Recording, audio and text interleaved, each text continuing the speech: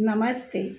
People think we are crazy if we talk about things they don't understand. बस यही कुछ astrology के साथ होता है कि बहुत सारे लोग जो है वो एस्ट्रोलॉजी को नहीं मानते हैं, उसको फेक समझते हैं या तो उसको रिलायबल नहीं समझते क्योंकि वो एस्ट्रोलॉजी के बारे में कुछ जानते ही नहीं है। एस्ट्रोलॉजी जो है वो 100% साइंस है, बट वो ओनली कोई रिसर्च या सब्जेक्ट नहीं है। It's a language, language of universe. ब्रह्मांड की भाषा है और ब्रह्मांड अपने आप में इतना रहस्यमय है, इतना गहरा है कि इसको डिकोड कर पाना इतना आसान नहीं होता है।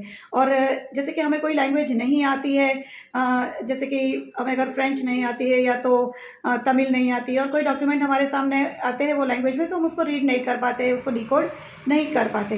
बस यही कुछ एस्ट्रोलॉजी है कि it's a language of universe जो अपने आप में बहुत मिस्टीरियस है। और वैसे तो sky speaks to us if we understand. अगर हम समझ सके तो ये ब्रह्मांड हमें बहुत कुछ कहना चाहता है, बहुत कुछ बताना चाहता है, बट उसके लिए हमें उसकी भाषा को सीखना पड़े। ज्योतिष का मतलब ही होता है ईश्वरीय प्रकाश, लाइट ऑफ गॉड। और होता है ना, कभी कभी हम कोई जर्नी पर निकलते हैं और कहीं रास्ता अगर हमें नहीं मिलता है तो हम किसी की मदद ले लेते हैं, गाइडेंस ले लेते हैं। और कभी अंधेरे में अगर जाना पड़ता है तो हम टॉर्च की रोशनी से हमारा रास्ता तय कर लेते हैं। बस तो ऐसे ही है कि जब हम ये कर्मा जर्नी लेके निकले हैं तो होता है कभी कभी कि बहुत सारी जीवन में प्रॉब्लम्स आती है, कोई ऐसी इवेंट्स बनती है या तो कोई ऐसी सिचुएशन आ जाती है जिसके चलते हम बहुत ही स्ट्रेस और वरी में आ जाते हैं, या तो बहुत हमें उसके लिए बहुत कुछ करने के बाद भी कोई रास्ता दिखाई नहीं पड़ता है कि कैसे हम उसे सॉल्व करें। और फिर हम अपना बहुत सारा कहते हैं ना दिमाग चला चुके होते हैं, और फिर हम थक जाते हैं कि अब तो मेरे बस की बात नहीं है।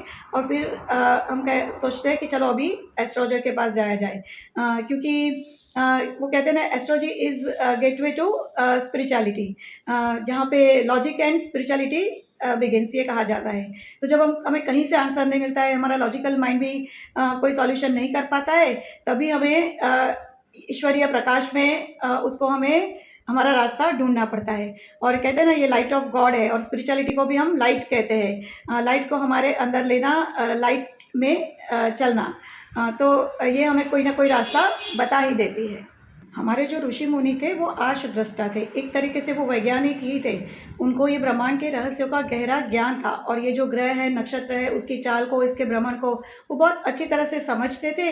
और उनसे जो भी क्लाइमेट चेंजेस होने होते थे, उनकी जो मनुष्य के मन पर, जीवन पर जो भी असर होने वाली होती थी, उसका उसमें उन्होंने गहरा अध्ययन करके बहुत सारे ग्रंथों की रचना की थी। जैसे कि जैमिनी ऋषि थे, उन्होंने जैमिनी एस्ट्रोलॉजी, पराशर मुनि ने वैदिक एस्ट्रोलॉजी की रचना की, वराहमिहिर ने अपना ज्योतिष का ग्रंथ दिया है, और भृगु ऋषि ने भृगु संहिता की रचना की। तो इन सब ग्रंथों के अध्ययन करके, उनमें से गाइडेंस लेके बहुत सारा हम अपने जीवन की ये जो कर्मा जर्नी लेके निकले हैं, उसमें हमें बहुत सारा मार्गदर्शन मिल जाता है। ये जो हॉरोस्कोप है वो क्या है, तो हॉरोस्कोप जो है वो हमारा ऑडिट रिपोर्ट है। जैसे होता है ना कि जो हम अकाउंटेंट के पास जाते हैं, हमारा क्रेडिट डेबिट अकाउंट होता है, उसका एक ऑडिट रिपोर्ट बनता है। बस इसी तरह से ये हमारा कर्मों का ऑडिट रिपोर्ट है। जो भी हमने बहुत सारे जन्मों में अच्छे बुरे कर्म किए हैं, और इसकी जो एक कर्मों का जो हम लेखा जोखा लेके आए हैं, उसी की ये किताब है। इसको अगर हम चित्रगुप्त का चोपड़ा कह सकते हैं, इसको हम आकाशिक रिकॉर्ड कह सकते हैं, उसको हम कुंडली भी कहते हैं, है ना। तो जैसे हमें पता है कि बहुत सारे जन्मों में हमने जो भी कर्म किए हैं, वो सब कर्मों की जो फाइल है वो हमारे मूलाधार चक्र में है। कुंडलिनी एनर्जी जो डॉर्मेंट है हमारी, वो इस कर्मों के बोझ के अंदर दबी हुई है।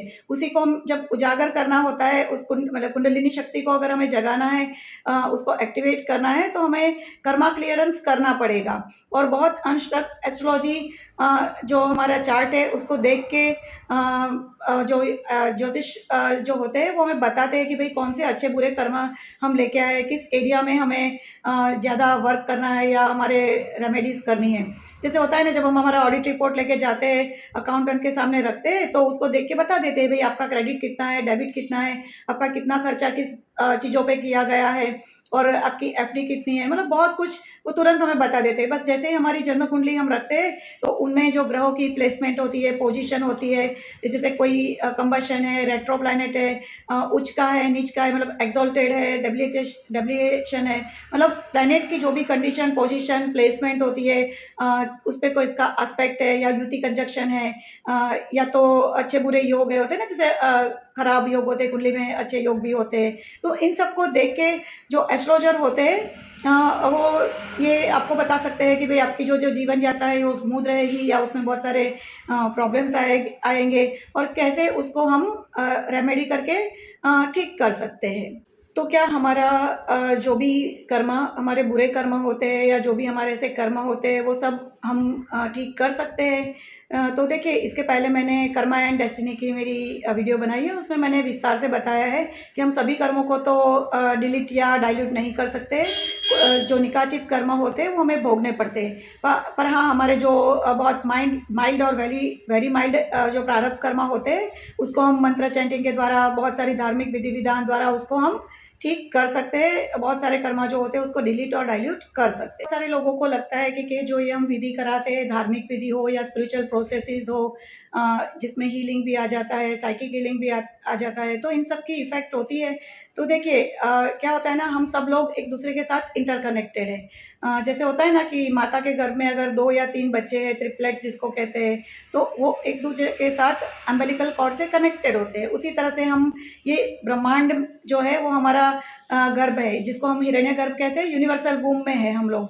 तो हम सभी एक दूसरे के साथ इंटरकनेक्टेड, चाहे ये ग्रह है, नक्षत्र है, तारागण है, सूर्य चंद्र या जो भी प्लांट किंगडम है, एनिमल किंगडम है, और जो भी ये ह्यूमन काइंड है, हम सभी एक दूसरे के साथ जो एनर्जी कॉर्ड जिसको हम एस्ट्रल कॉर्ड कहते हैं उसके साथ कनेक्टेड होते हैं। तो जब भी हम कोई मंत्र जाप करते हैं, हीलिंग प्रोसेसेस करते हैं, तो जो वो वाइब्रेशंस होते हैं वो एक दूसरे के साथ पहुंच ही जाते हैं। अगर हम कोई प्लैनेट के बारे में जाप करते हैं तो वहाँ तक पहुंच जाते हैं उसकी एनर्जी। अगर हम किसी लोगों को हील करते हैं तो हमारे वाइब्रेशन उन तक भी पहुंच जाते हैं। तो इसी तरह से एनर्जी और वाइब्रेशन का ही ये सारा खेल है कि हम जो भी परफॉर्म, पूजा विधि ये सब कुछ करते हैं तो हम उसका संकल्प भी करते हैं। जो व्यक्ति होता है स्पेसिफिक, उसका नाम का संकल्प करके हम वो चीज़ करते हैं तो उन तक वो पहुंच ही जाती है। तो ये जो ग्रह है, नक्षत्र है, सब लोग ये बोलते हैं कि क्या उनकी जो एनर्जी है उसका हम पर इफेक्ट होता है।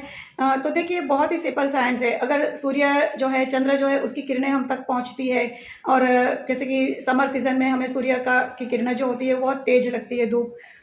वही हमें विंटर सीजन में वो बहुत माइल्ड लगती है, और चंद्र की किरणों से तो भरती और एक ओट समुद्र में आती है, वो सबको पता है। तो उसी तरह से हर एक प्लैनेट में से, नक्षत्र में से, और ये दुनिया में जितनी भी चीज़ें एग्जिस्ट करती है उन सब में से किरणें निकलती है। हम कहते हैं कि वो सभी, क्योंकि हम सभी एनर्जी और वाइब्रेशन से बने हुए हैं, है ना। कि ये जो ब्रह्मांड है उसका नेचर साइक्लिक है, मतलब चक्रीय नेचर है। इस ब्रह्मांड में हर एक चीज़ जो है वो घूमती रहती है, इधर रिवॉल्व होती है, रोटेट होती है, और जब भी कोई भी चीज़ घूमती रहती है उसमें से शक्ति का उत्सर्जन होता है, एनर्जी का इमिशन होता है, और हमारे आजू बाजू एक एनर्जी का सर्कल बनता है जिसको हम इलेक्ट्रोमैग्नेटिक फील्ड ऑरा भी कहते हैं। तो इसी तरह से ब्रह्मांड में से एनर्जी और वाइब्रेशन हम सबका एक दूसरे पर उसकी इफेक्ट होती है। और ये जो ब्रह्मांड है वो एनर्जी का महासागर है, और हमारा जो ह्यूमन माइंड है वो ट्रांसिवर्स है, तो उसमें से कुछ ट्रांसमिट भी होता है और हम सब कुछ रिसीव भी करते हैं। तो जो भी हम थॉट हमारे दिमाग में आते हैं, जो भी इमोशन हम मतलब ब्रह्मांड के अंदर डालते हैं, तो वो यूनिवर्स में पहुंचता है। और इसीलिए जैसे पहले मैंने बताया कि एस्ट्रोलॉजिकल चार्ट कैसे बनते हैं, वो हमारी कर्म कुंडली है ना। तो कर्म हम कैसे क्रिएट करते हैं, देखिए, हमारी जो 5 सेंसेस और 5 एक्शन ऑर्गन्स जो है, जिसको हम ज्ञानेंद्रिया और कर्मेंद्रिया बोलते हैं, उसके माध्यम से हम जो भी कार्य करते हैं तो उसको हम कर्म कहते हैं। तो ये जो कर्म होते हैं ना, उसका रजिस्ट्रेशन हमारे बॉडी के हर एक सेल में तो होता है, हमारे माइंड में होता है, साथ में यूनिवर्स में जो फोल्डर है जिसको हम नक्षत्र भी कहते हैं, उसमें उसका रजिस्ट्रेशन होता है। तो इसको हम चित्रगुप्त का चौपड़ा भी कह सकते हैं, आकाशिक रिकॉर्ड भी कह सकते हैं। तो यूनिवर्स का भी एक फोल्डर होता है, और हमारे शरीर में तो उसका हर एक सेल में हमारे जो चक्रस है उसके ऊपर कर्मों का डिपोजिशन होता है। और कहा जाता है कि यत् पिंडे तत् ब्रह्मांडे, मतलब जो इस पिंड में है वही इस ब्रह्मांड में है। तो हमारे शरीर में जो चक्रस है, उसी तरह से जो यूनिवर्स है, ब्रह्मांड है, उसमें नक्षत्र है। तो चक्रस और नक्षत्र का गहरा कनेक्शन है। और जैसे आप सबको पता है कि चक्र भी घूमते रहते हैं, ऑसिलेट होते हैं, और उसी में से एनर्जी का इमिशन होता है, हमारी आजू बाजू एनर्जी फील्ड बन जाता है।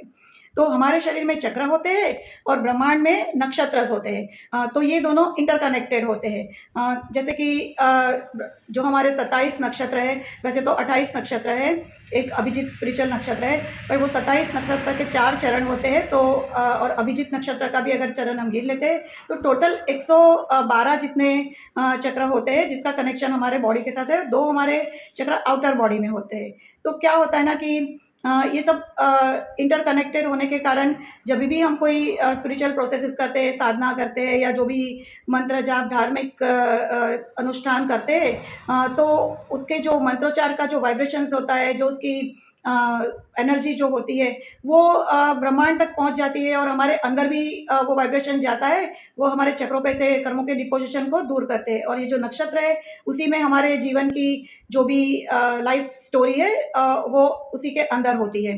क्योंकि जो भी हम चंद्र नक्षत्र है, हमारा जो सूर्य नक्षत्र है और हमारा जन्म लगन नक्षत्र है, जिसको हम असेंडेंट नक्षत्र कहते हैं, वो बहुत प्रभावी होते हैं। उसी की लाइफ स्टोरी हम लेके आते हैं। और उसके अलावा भी हमारे जो प्लैनेट जिस जिस नक्षत्र में होते हैं, वो नक्षत्र में जो स्टोरी होती है, वो ही घटनाएं हमारे जीवन में बनती है। तो यहाँ ये जानना भी बहुत ज़रूरी है कि ग्रह जो है वो कोई अच्छे बुरे नहीं होती है। ग्रह जो है वो मैसेंजर है। वो नक्षत्र में से एनर्जी को कैरी करके आप तक पहुँचाने का कार्य करते हैं। जैसे मैंने बताया ना कि हम जो भी कर्म करते हैं वो हमारे शरीर में चक्रस में उसका रजिस्ट्रेशन होता है और नक्षत्र में ब्रह्मांड में उसमें रजिस्ट्रेशन होता है। तो ग्रहों का काम क्या होता है, वो हर एक नक्षत्र में घूमते रहते हैं और वहाँ से हमने जो पार्सल भेजा है या हमने जो ऑर्डर भेजा है, उसी का पार्सल वो हमें लाके दे देते हैं। तो हमने जैसा कर्म करते हैं वैसा ही हमें फल मिलता है। और इसीलिए कहा जाता है ना कि जैसा करोगे वैसा भरोगे, क्योंकि आपने जो एनर्जी भेजी है वही आपको पार्सल रिटर्न मिलेगा। तो इसी तरह से हम एस्ट्रोलॉजिकल चार्ट से बहुत कुछ जान सकते हैं कि हमारा पास्ट बर्थ क्या था, अभी हमारे प्रेजेंट लाइफ में क्या है और फ्यूचर लाइफ कैसी है और आगे भी हम कैसे जन्म लेंगे। बट जैसे मैंने पहले बताया कि ये ब्रह्मांड का ज्ञान है, लैंग्वेज ऑफ यूनिवर्स है, तो इसको डिकोड कर पाना इतना आसान नहीं होता है। और इसीलिए कभी कभी होता है कि हम जब कुंडली देखते हैं तो 100% प्रिडिक्शन दे पाना मुश्किल होता है। तो ये बात भी होती है कि कभी कभी जैसे जो कुंडली भी जो होती है वो सही टाइम पे नहीं बनी हुई होती है, तो फिर पूरा ही प्रिडिक्शन सही नहीं आता है। और वैसे तो टाइम भी उसके 3 आता है, एक होता है आधान, शिरोदर्शन एंड भूपतन, 3 टाइम हमारे जन्म के होते हैं। तो बहुत कुछ गहरा ये विज्ञान है। ऐसे नहीं है कि हम सिर्फ देख के फटाफट कुंडली का एनालिसिस करके उसको मतलब प्रिडिक्शन कर देंगे। और चाहे प्रिडिक्शन हम कर भी दें तो चांसेस होते हैं कि 80-90% एक्यूरेसी से हम कर पाते हैं, 100% एक्यूरेसी तो फिर भी नहीं आ पाती है। और इसीलिए कभी कभी जब प्रिडिक्शन गलत होता है तो लोगों का विश्वास एस्ट्रोलॉजी में से उठ जाता है। बट अगर वो अच्छी तरह से इस सब्जेक्ट को समझेंगे, इस लैंग्वेज को समझेंगे, तो ये जान पाएंगे कि हमारे जीवन में बहुत सारी चीज़ों में उसके गाइडेंस से हम बहुत कुछ जीवन यात्रा को आसान कर सकते हैं। और एस्ट्रोलॉजी में भी बहुत अलग अलग प्रकार से एस्ट्रोलॉजी रीडिंग की जाती है, जैसे कि शायन ज्योतिष है, निरहन ज्योतिष है, जिसको हम वैदिक शास्त्र भी बोलते हैं। फिर मुंडेन एस्ट्रोलॉजी है, प्रिडिक्टिव एस्ट्रोलॉजी में मुंडेन लेवल में भी होता है और पर्सनल हॉरोस्कोप रीडिंग भी होता है। तो बहुत सारी बार होता है कि पर्सनल रीडिंग तो अच्छा कर सकते हैं हम, बट मुंडेन लेवल का ज्योतिष, जिसको देश दुनिया का मतलब पे जो असर, जब कभी भी कोई प्लैनेट अपनी राशि बदलते हैं या बड़े प्लैनेट अपनी पोजीशन बदलते हैं, तो उसकी देश और दुनिया पे, उसकी अर्थव्यवस्था पे, क्लाइमेट पे उसकी क्या असर पड़ेगी, उसको मुंडेन लेवल का ज्योतिष कहा जाता है। तो वो हम नहीं भी समझ पाते, मतलब हम हर एक चीज़ों में इंटेलिजेंट हो ऐसा नहीं भी हो सकता है। जैसे होता है ना कि क्रिकेट में कोई बैट्समैन अच्छा होता है, कोई बॉलर अच्छा होता है, तो कोई फील्डर अच्छा होता है, या तो कोई ऑलराउंडर भी होता है। तो ज्योतिष में भी यही है कि कोई प्रिडिक्टिव एस्ट्रोलॉजी में पर्सनल हॉरोस्कोप अच्छे से पढ़ पाते हैं तो कोई मुंडेन लेवल का प्रिडिक्शन अच्छे से दे पाते हैं। तो किसी को पंचांग अच्छे से आता है तो वो जो मुहूर्त ज्योतिष जिसको बोलते हैं, भाई कौन से मुहूर्त ऑस्पिशियस है, तो उसमें घर गाड़ी खरीद सकते हैं, या नई दुकान बनाना हो, या नया बिजनेस करना हो, या यात्रा का योग है, तो ये बहुत अच्छी तरह से आपको बताते हैं। तो कोई लोग को रेमेडियल रियल एस्ट्रोलॉजी बहुत अच्छी आती है कि अगर आप उनको बता दो कि आपके कुंडली में ये दोष है या ये प्रॉब्लम आ रहा है तो कौन सी रेमेडीज़ करेंगे तो आपका काम हो जाएगा। तो ज्योतिष में बहुत कुछ है। तो एक जो व्यक्ति है उसको सब कुछ आए ये ज़रूरी नहीं होता है। हाँ, सब कुछ पता ज़रूर होती है बट सभी में मास्टरी हो ये ज़रूरी नहीं होता है। और जैसे मैंने पहले भी बोला है कि ये बहुत गहरा ज्ञान है, वो कोई एक जन्म की साधना नहीं है कि हम सीख के उसको अप्लाई कर लेंगे। तो ज्योतिष अपने आप में बहुत गहरा विज्ञान है। तो आशा करती हूँ आपको मेरी आज की ये astrology myths and truth about astrology की वीडियो पसंद आई होगी। So keep watching my videos. Thank you so much.